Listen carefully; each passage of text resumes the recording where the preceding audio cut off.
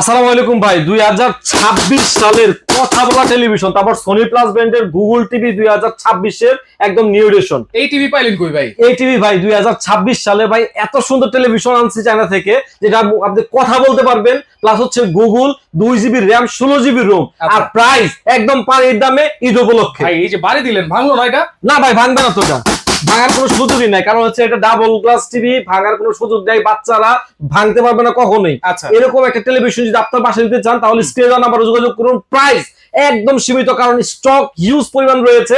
আপনারা চাইলে কিন্তু এখন কালেক্ট করতে পারেন মাহি ইলেকট্রনিক্স থেকে।